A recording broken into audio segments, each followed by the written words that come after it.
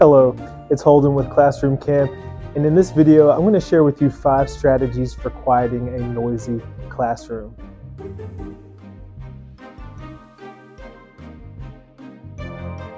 My first strategy, and the most important strategy, is to have a technique for letting students know that you want them to get quiet.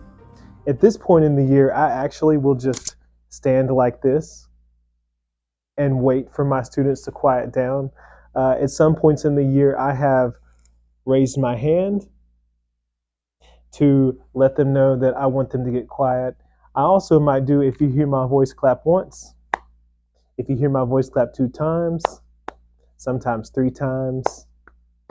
And, they follow suit and normally quiet down. I also might flick the lights if I'm at the back of the classroom and students can't see me, they're facing in the opposite direction.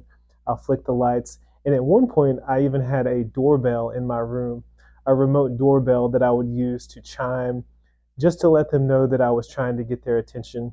But this is the most important strategy and the most important thing you have to have in place in order for anything else to work.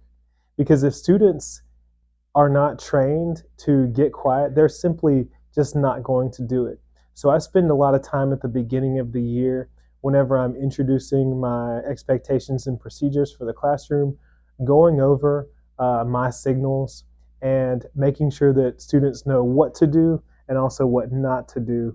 I have them rehearse this, and sometimes I even make them sit quietly for 15, 30 seconds, maybe a minute, just to get the point across that when I am trying to get your attention, I need your eye contact, I need you to freeze, I need you to look at me, keep your mouth closed, and listen because I have something to say. But you have to have that in place in order for anything else to work. My second strategy is to give positive feedback.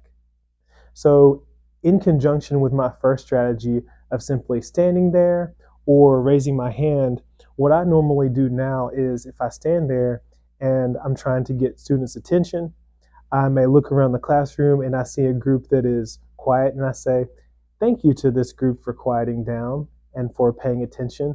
And usually, if there are any stragglers, they will look up here. And then the next group, thank you to this group for following suit and paying attention.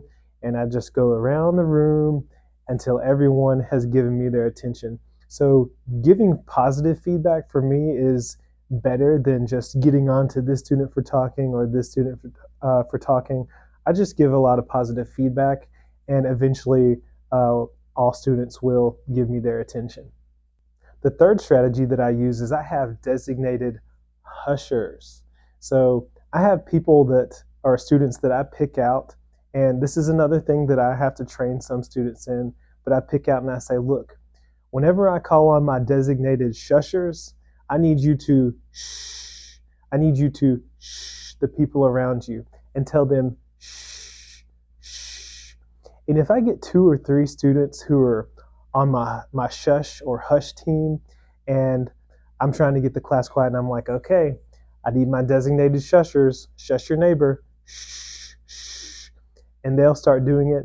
And then even people that I have not appointed as a shusher will start doing it until they can all kind of get quiet and start shushing each other. And then I'm like, okay, I need your attention.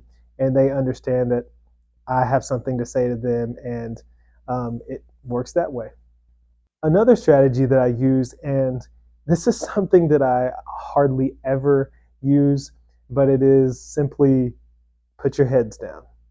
But I've had those classes where things have been so loud and so bad that I've said, okay, so we're going to act like children. So I'm going to treat you like children. I need everybody to put their head down.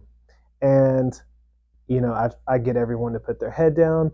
For those who fail to follow instructions, well, there are consequences for them. But I get everybody to have their head down. And lots of times I will set a timer for a minute or something like that until we can continue class. But again, this is not a strategy that I like to use, and it's not something that I do often.